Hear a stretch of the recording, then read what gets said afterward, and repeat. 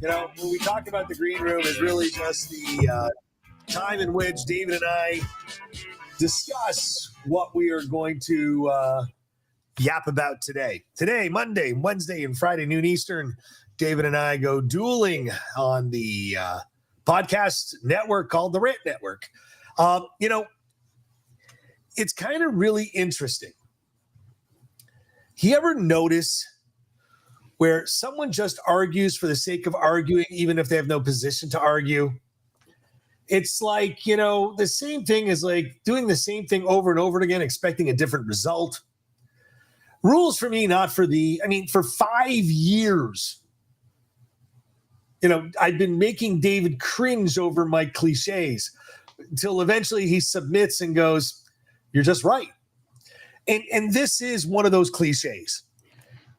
The press would have you believe all kinds of insanity. For the first time in about 10 years, they have to work. They have to write stories. They got to keep up. There's policy changes. There's action going on. There's a guy flying all over the country every day and not Sleepy Joe, like going to bed at 8 o'clock at night and only emerging at noon. They only have to worry about him for 8 hours.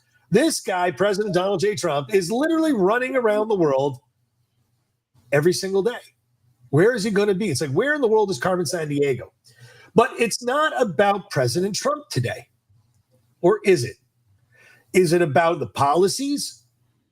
Do I speak out of both sides of my mouth? Do I say freedom of speech is at risk and then want to restrict people that are doing freedom of speech? I'm confused. I think the world is getting confused.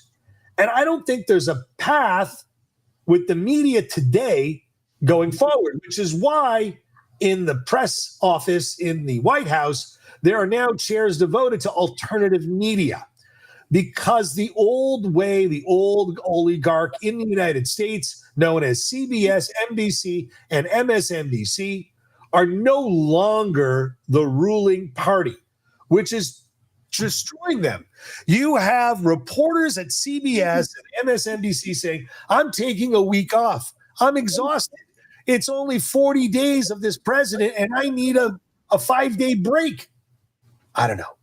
This is a monologue that I'm not supposed to get into, but I'm going to tip it over to David. But welcome first to this unfiltered, unapologetic discussion hosted by David Solomon and myself, Stuart Brisgell, as we tackle diverse range and candid conversations and bold opinions, whether it's breaking down the latest headlines, exploring pop culture, debating politics, or delving into the complexities of modern life. We offer a platform for every perspective. So grab a seat, settle in, and join us on the thought-provoking rant, this meaningful discussion in our minds. Welcome, welcome, welcome. No topic is off limit. No view is off limit. But, David, the news media would have you believe that terrorists, people that preach hate, have a right to be in this country. They would have you believe that the president isn't allowed to do presidential things. They would have you believe the judicial system is not or is superior to the White House. Wasn't it just yesterday that the Democrats were barking about the courts being in the Supreme to the right and not to the left, and we need to stack that court to try and defy the courts? But now the courts are trying to defy the White House. You know what, David? I'm going to throw the ball to you. I gave you lots of runway on this one. Indeed, you did. And today I wanted to focus on our friends on the media, because the media is not your friend anymore. Once upon a time, you welcomed in, and Stuart likes to tell you, and we've been talking about this, by the way, Stuart talks about 5 years. Folks, it's over 800 episodes that we've done together that we've been talking about Walter Cronkite. We've been talking about news people that if you talk to your parents, or if you remember as kids, or you talk to your grandparents, if you're young enough, they talked about how they welcomed in that anchor, that individual, the trusted individual who gave you the news relatively unfiltered. But in the 24/7 news cycle that is today, unfiltered means nothing. Everything is completely and utterly biased and agenda-based, whether you listen to the liberal media or if you sit on the right, it doesn't matter. They'll bring in the people that they want to deliver the message. And so when I listen to a Sean Hannity on this side, I know what I'm going to get: a Trump lover. And if I go over to here to a Brzezinski or to an MSNBC or a Rachel Maddow, I'm going to get a hater, a Trump hater. I know what I'm going to get because that's their personal opinions. Because they have been so many of them have been unable to drive fact. It's agenda based. And on Sunday, what Stuart was trying to talk about was Margaret Brennan's interview on CBS with Secretary of State Marco Rubio about Mahmoud Khalil, the potentially evicted, terrorist leader at Columbia University. And yes, I'm calling him a terrorist leader because he was supporting anarchy. He was calling for revolution. He's calling for destruction. That is a terrorist, ladies and gentlemen. And no, free speech does not cover terrorism. Sorry. I was asked this on a private chat. What is the definition of hate? Look it up. I'm not going to get into this. I'm not going to waste this by 15 minutes here. But the definition of hate speech is clear.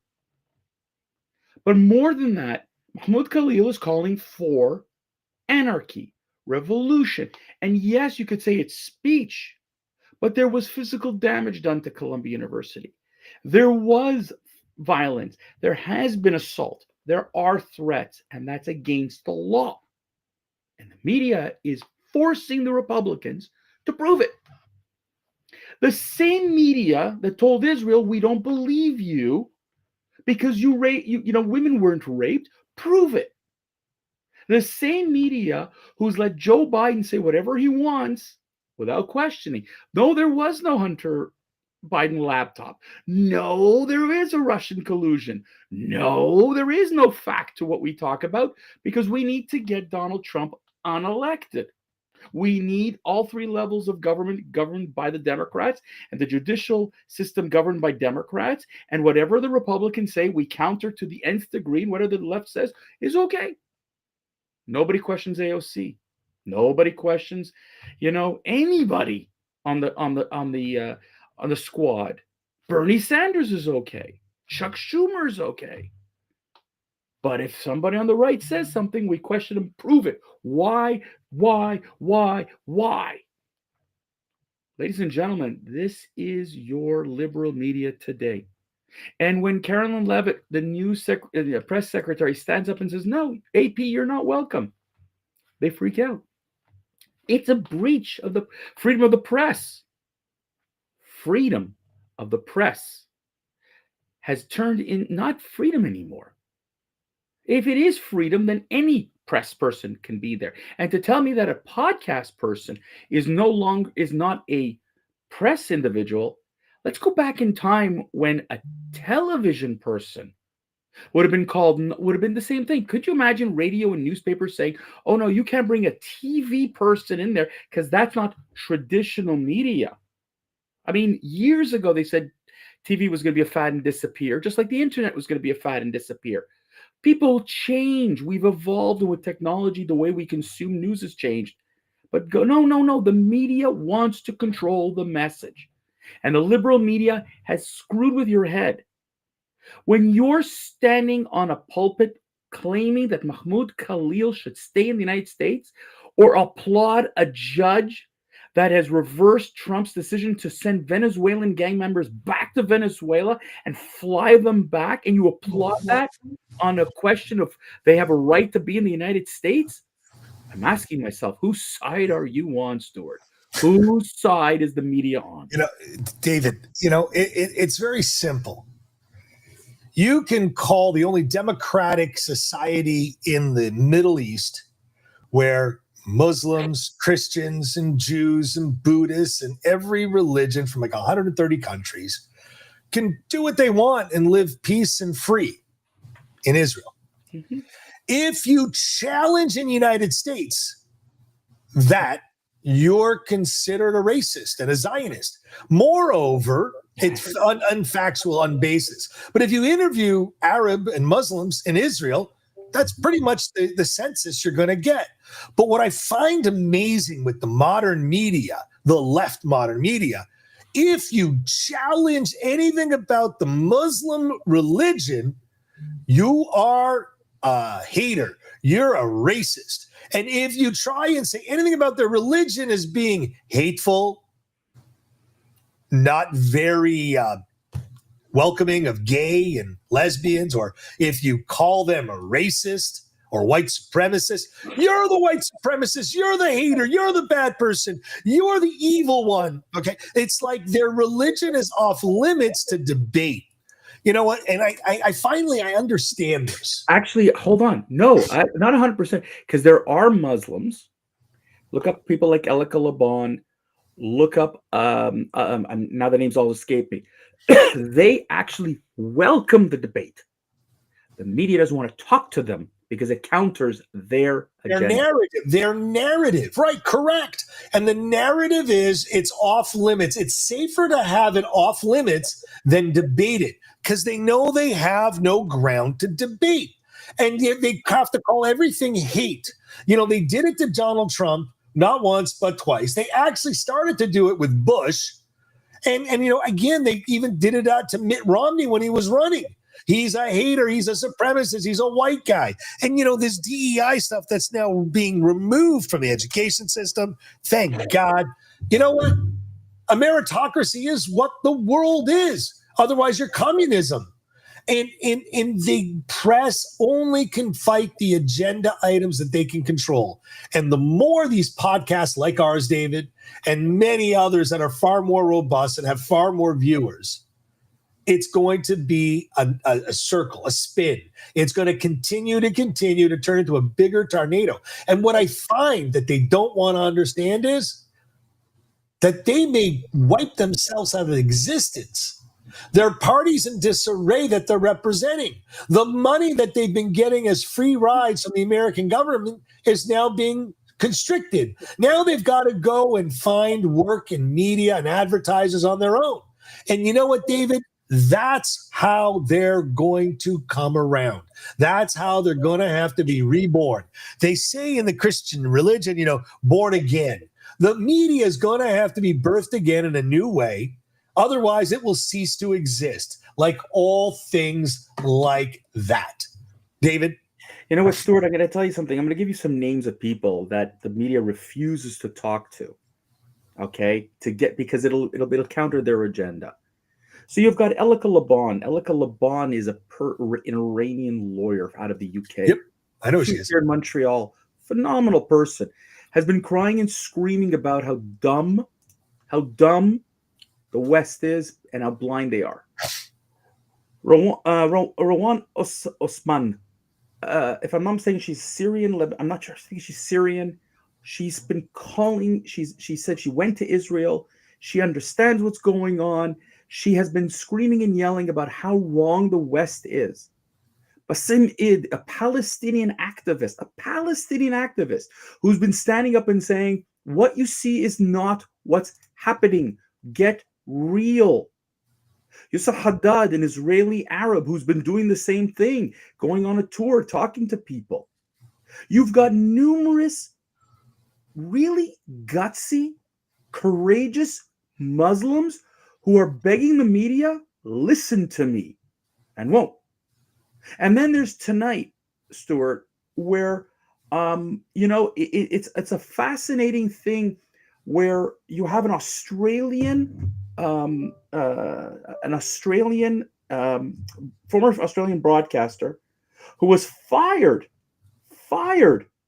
because her Erin Molan was on Sky News and was talking about how wrong the Australian government was towards Israel and how the world is blind towards Israel. And she was fired because she went against their policy. She was calling crazy. She has a thing called lefties gone bat creep crazy. News agencies having a policy on what our stance is on a democratic country. You know, David, I think that's a whole other. Wait, I'll give you another name, folks. Okay, his name is Damasani Washington. Now, Damasani Washington is the founder and the CEO for Black Solidarity with Israel. Okay, so what the West likes to do is they like to go ahead and they like to go after the so-called the Jewish Voice for Peace, which is a Muslim organization. It's not even a Jewish organization. They don't even bother to look into it and say, oh, look, they're the ones calling for anti-Israel. They're whatever. But here is somebody and several African Americans who are standing up and saying, hey, we do not support what's going on here. The media won't give them the attention. This is why, folks, the media is controlled by an agenda that doesn't want to support what you want to do. You are getting fed nothing but nonsense, imbalanced. And we've been saying this here for years. Pay attention. Do your research. The media doesn't want you to know the truth. And I'll finish with this, Stuart. There was a lot of criticism recently because thousands of Christians were slaughtered in Syria. Yep. 850 were massacred. Muslims were massacred. Okay? Let me say that again. 850 were massacred in Syria. And not one bloody word was said about it, except for a handful of online podcasters who refer to it. Why? Because Jews aren't involved. And when Jews aren't involved, it can't be news. Yes, the Pope is sick in bed. Not a word from the Vatican about the Christians who are slaughtered. That's what your news media is feeding you, people. And that brings this little rap session to a close. Another episode of the Rant Network. You know, we truly appreciate your time tuning in, sharing us, loving us, supporting us. It means the world. Your engagement is everything as we continue to foster an open, honest, and thought-provoking conversation. Don't forget to hear every Monday, Wednesday, Friday, noon Eastern. Stay connected with us through our thought-provoking media channel. Thank you, David. And let us know your thoughts or questions or topics you'd like to hear us or discuss in the future. Your feedback helps shape this community and keeps the conversation alive. Then, thanks again for joining in. Until next time, keep the rants passionate, the discussion vibrant, the ideas flowing.